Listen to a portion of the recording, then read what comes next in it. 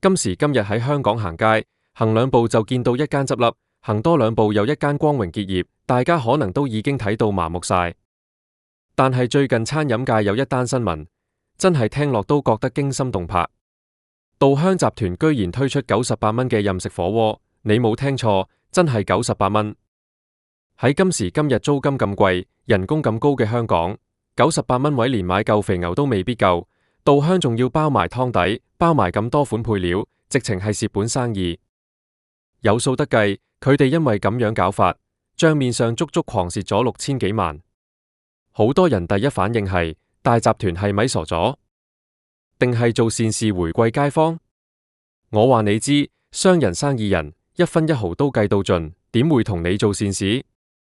呢個絕對唔係咩佛心政策，而係一場揭開大集團迫於無奈，要夾硬套現嘅血腥真相。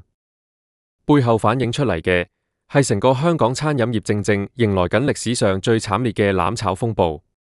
今日我就同大家一齊拆解，究竟稻香寧願蝕6000萬都要執意行呢步棋嘅真正原因，同埋香港飲食業依家面對緊幾咁恐怖嘅終極寒冬。要明白呢件事嘅嚴重性，我哋首先要睇返個宏觀背景。過去呢1-2年，香港餐飲業可以用哀鴻遍野4個字嚟形容。由年頭到年尾，幾多開咗20-30年嘅老字號、街坊名店，甚至係連鎖巨頭，都一間接一間咁宣布頂唔順。以前大家成日話，香港人最中意出街食飯，餐飲業點都有得做。但係依家成個市道完全變晒樣。每逢到咗禮拜五、禮拜六、禮拜日，成個旺角、銅鑼灣、尖沙咀嘅條街，竟然靜到好似死城咁。點解會咁？因為香港人一到放假，一係就全家總動員北上深圳消費，一係就買張機票飛去日本、泰國旅行。留喺香港嘅人，消費意欲又低到極點，人人都奉行消費降級，買個2餸飯就當一餐，邊度仲肯好似以前咁，動輒使幾百上千蚊去食餐好嘅？喺呢個咁極端、咁嚴峻嘅環境之下，首當其衝嘅就係好似稻香呢類主打中式大酒樓、面積大、員工多嘅老牌中菜集團。以前大酒樓最賺錢嘅係咩？係擺酒，係公司春茗，係做節，係一家大細坐埋一齊飲茶食海鮮。但依家呢？香港年青人連婚都少結，就算結婚都寧願搞小型酒會，邊個仲會好似以前咁擺幾十位？公司又因為經濟唔好要開源節流，春茗尾牙直情取消埋。至於平日嘅晚市，以前去酒樓叫幾道小炒、蒸條魚，隨便都要幾百蚊。依家市民荷包縮水，見到酒樓啲價錢牌都望而卻步。面對住成間酒樓冷冷清清，晚市拍烏蠅，員工人工要照俾，租金1毫子都冇得減。如果你係大集團嘅管理層，你會點做？坐以待斃，定係出招自救？稻香揀咗一條最極端、最血腥嘅路，就係推出98蚊任食火鍋。98蚊一條友，喺香港今時今日嘅消費水平嚟看，真係平到令人難以置信。你去普通茶餐廳食個常餐，加杯凍奶茶，分分鐘都要70-80蚊。依家98蚊，稻香俾你坐足2個鐘，有肉食，有菜食，有丸類，仲有嘢飲，簡直係不可思議。但係大家要明白，餐飲業嘅成本結構主要由3大塊組成。第一係食材成本，一般要佔30%到40%；第二係人工成本，大概佔30%；第三係租金同埋水電煤氣雜費，又佔20%到30%。如果你將98蚊扣除埋5%嘅政府首期，加一服務費等等，大集團實際上收落袋嘅錢，根本連買高質素食材嘅成本都去唔到。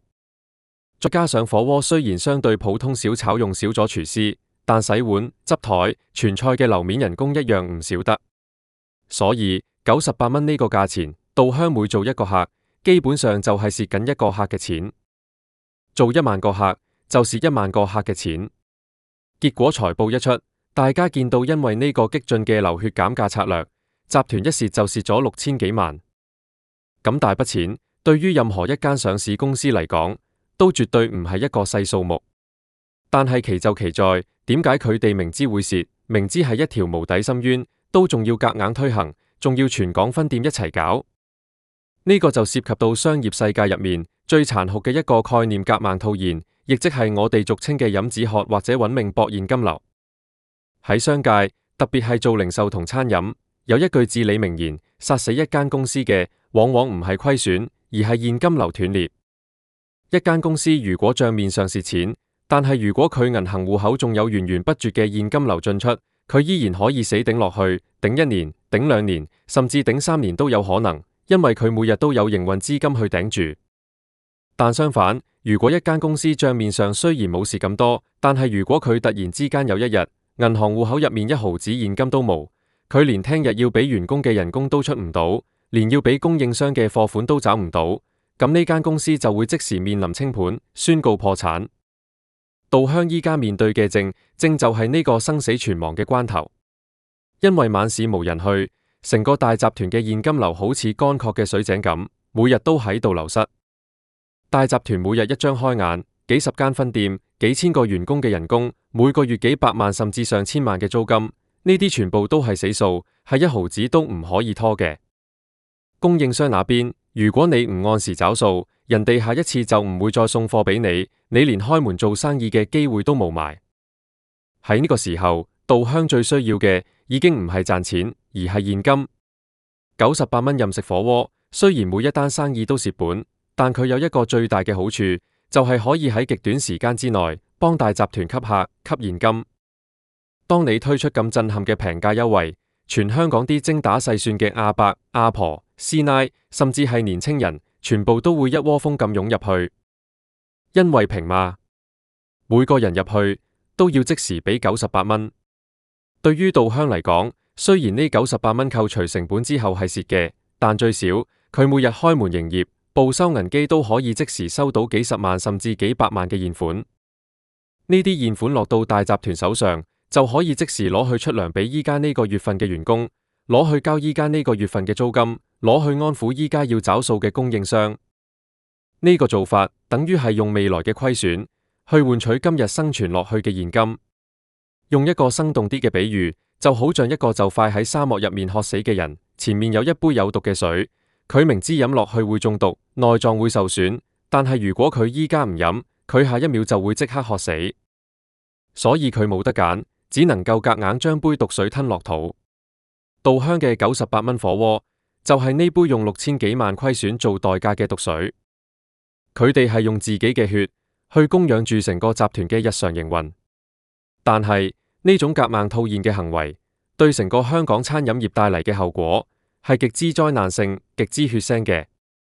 當稻香呢種頂級大集團都開始玩自殘式減價，其他中小型餐廳單打獨鬥嘅街坊小店，仲邊度有活路？試想象一下，你係一間喺黃大仙或者深水埗開火鍋店嘅小老闆，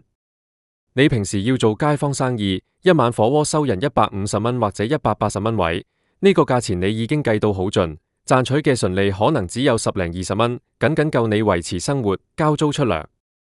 依家好啦，你隔籬街間稻香推出98蚊任食，大集團有冷氣、有大電視，坐得舒服，食材大批量採購又俾你平，啲街坊會點揀？街坊一定會話：你呢度要100幾蚊，人哋稻香先至98蚊，我做咩要幫襯你？結果係點？啲客全部被大集團用本錢、用虧損吸走晒。中小型餐廳每日開門拍烏蠅，連1萬幾千嘅現金流都收唔到。大集團可以靠住本身實力雄厚，或者靠同銀行融資，蝕6000萬都仲可以捱得住一段時間。但係你做小生意嘅，你可以蝕到幾多個6000萬？你連蝕60萬都可能要全家破產。所以稻香呢一招，客觀上就係喺度進行一場清場行動，亦即係一場慘烈嘅攬炒。大集團用本錢將成個市道嘅價錢底線徹底做爛。佢哋嘅邏輯好簡單，我依家辛苦，我都唔會比你好過。我用98蚊將所有客搶過嚟，就算我蝕錢，我都可以用現金流吊住條命。但係你哋呢啲無本錢嘅中小型餐廳，冇咗呢批客，你哋連一個月都頂唔順。只要我頂得比你耐，等你哋頂唔順全線執笠清晒場之後，成個市場少咗競爭對手，到時我再慢慢加反價，收復失地。呢種就係商戰入面最殘忍嘅價格戰同消耗戰。大集團用自己嘅身軀去撞擊整個行業，最後一齊玉石俱焚。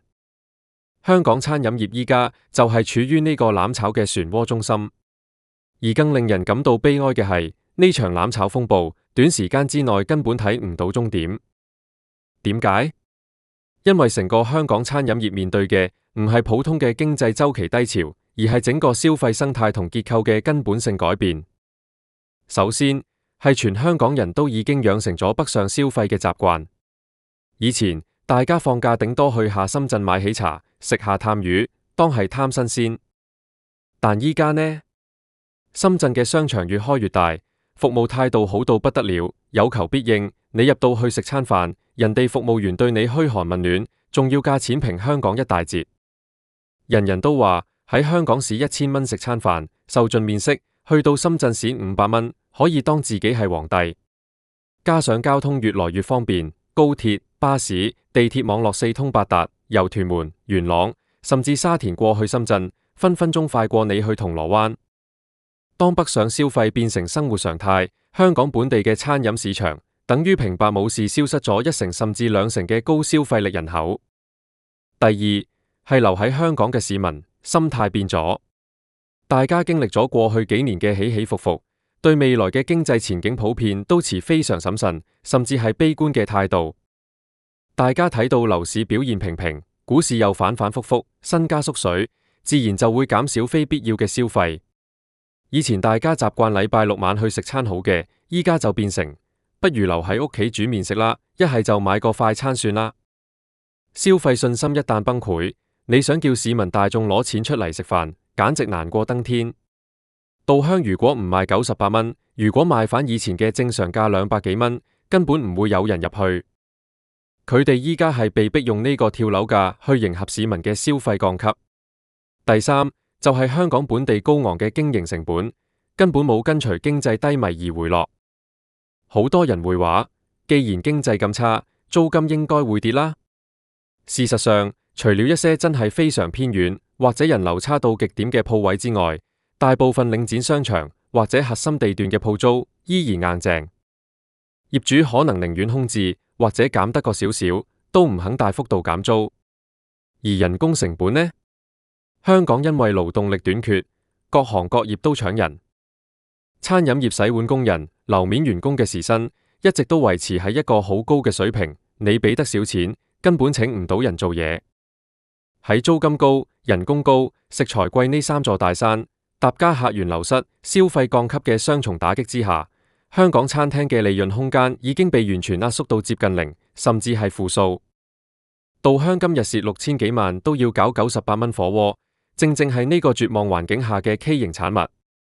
這並不代表稻香有遠見，亦不代表佢哋有多好嘅商業策略，這純粹是一場大集團為求活命，不得不向現實低頭嘅悲壯掙扎。當你明白咗呢個夾硬套現嘅血腥真相，你再睇返依家條街道其他餐廳推出嘅各式各樣超平套餐，買1送1，全日免加1，你就不會再覺得這是一件值得高興嘅事。因為每一張超平嘅餐牌背後，都代表緊一間餐廳正在流緊血，每一個看似優惠嘅價格背後，都係成個香港餐飲業喺度步向死亡嘅喪鐘。大集團可以用6000萬去賭一個明天，但香港成千上萬嘅中小型食肆、茶餐廳、小食店、甜品鋪，佢哋背後代表住嘅係無數個香港家庭嘅生計。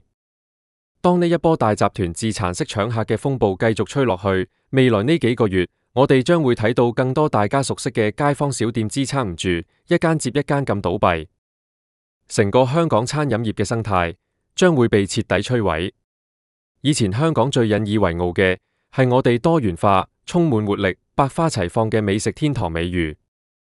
無論你想食幾千蚊嘅高級米芝蓮，定係想食幾十蚊嘅地道大排檔、茶餐廳，喺呢個城市都可以輕易揾到，而且各具特色。但係當這場最慘烈嘅攬炒完成之後，中小型餐廳死傷殆盡，最後市場只會剩低2種極端，一種是極少數專做富豪生意嘅超高級餐廳，另一種就是好似稻香呢類依靠大批量採購同機械化管理，只可以用最平庸嘅質素去打價格戰嘅連鎖大集團。到時香港市民嘅選擇只會越來越少，以前嘅地道香港風味，嗰種充滿人情味同創意嘅飲食文化，將會一去不復返。所以，稻香狂蝕6000萬都要搞98蚊火鍋呢件事，絕對唔單止係一單商界新聞咁簡單。它係一個警號，預示緊成個香港實體經濟，特別是零售同餐飲業，正在經歷緊一場幾十年嚟未曾見過嘅結構性大洗牌。這場洗牌嘅過程係極之血腥、極之殘酷。大集團要靠夾硬套現嚟揾命搏一條生路，而普通嘅小商戶就只能喺呢場大集團嘅價格碾壓之中，無奈咁成為歷史嘅塵埃。香港餐飲業嘅呢個冬天，可能比所有人想象中都要更加漫長，更加寒冷。當你下一次行過大酒樓，見到入面坐滿晒食平價火鍋嘅人潮嘅時候，不妨諗一諗，呢個熱鬧嘅背後，其實係成個行業正在集體走向崩潰嘅終極攬炒。